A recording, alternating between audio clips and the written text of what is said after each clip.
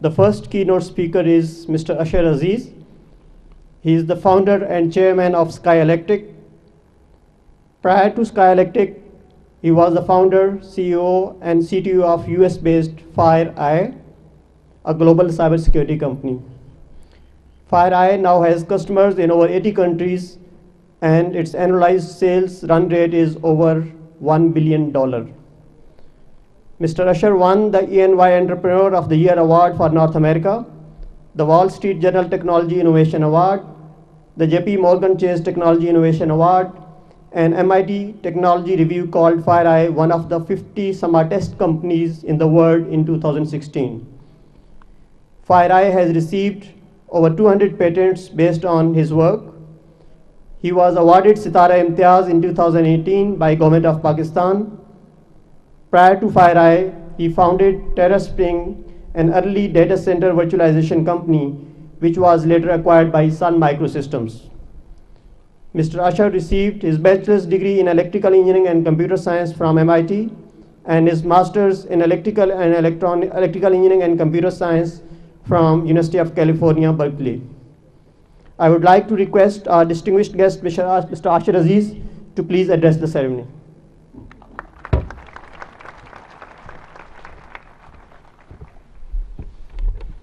Thank you for that kind introduction. And first of all, let me thank the board of Namal College for graciously inviting me to speak at your graduation event. It's a great honor for me to speak to all of you on this special day. And it's a tremendous day for all of you. On this exciting day, I want to share with you what I feel new graduates should think about as they begin their professional lives. The first is the need to be focused on a career that can adapt to the incredible change that lie ahead in the 21st century.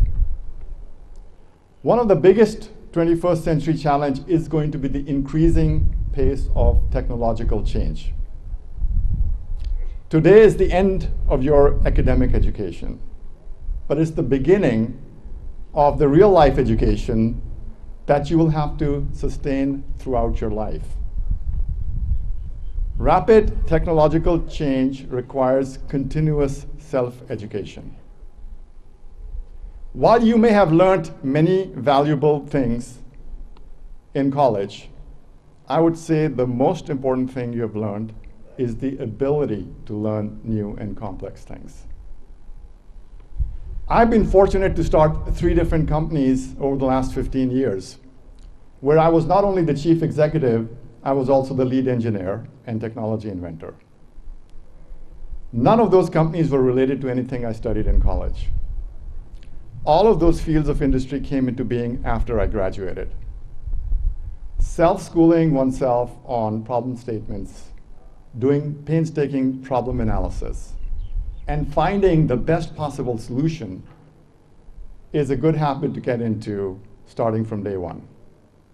And the pace of technological change is only going to get faster in the future. The second thing I would like to say is look for opportunity in the middle of problems.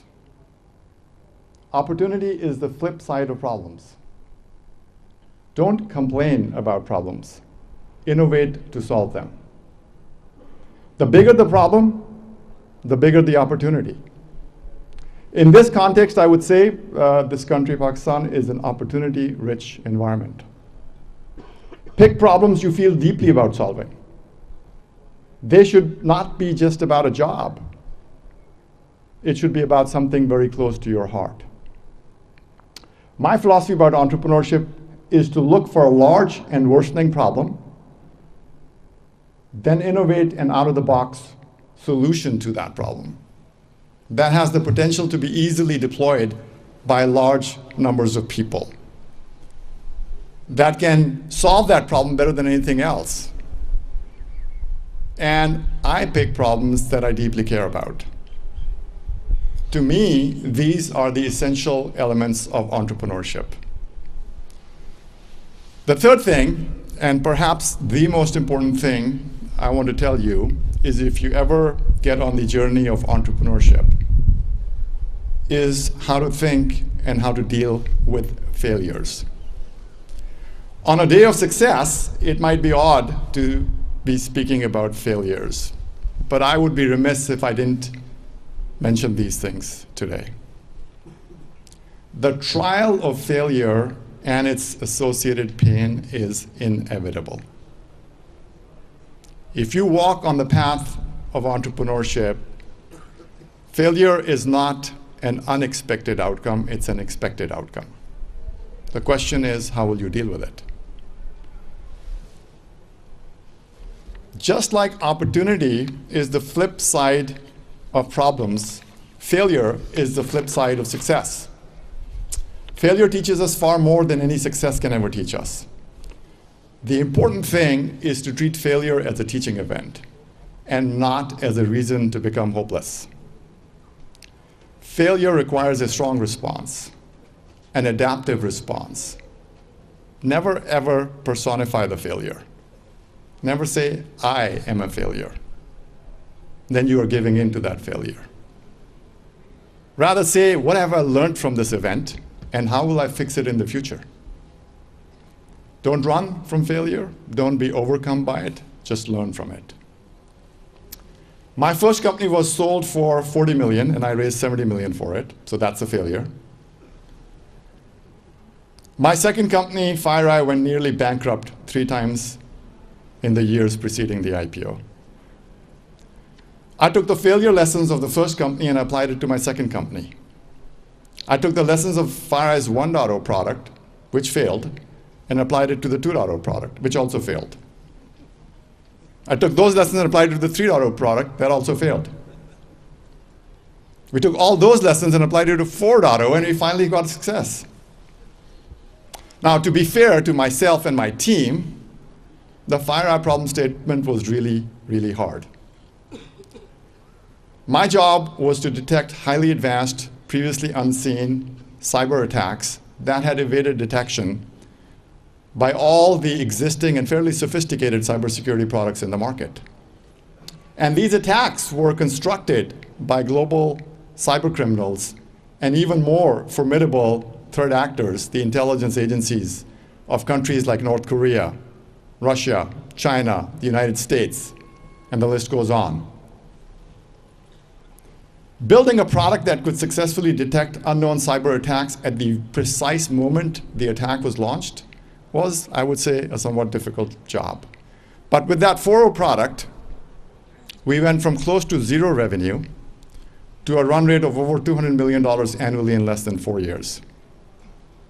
We were able to turn around the company, surviving the Great Recession of 2008, and eventually building the company to a multi-billion-dollar run rate. I have continued my philosophy on finding opportunity in the midst of problems with my latest venture, SkyElectric, which has a significant R&D as well as intended end-user market footprint here in Pakistan. I've invested in R&D to build a product portfolio that can address the energy challenge, not just for Pakistan, but for the better part of the developing world.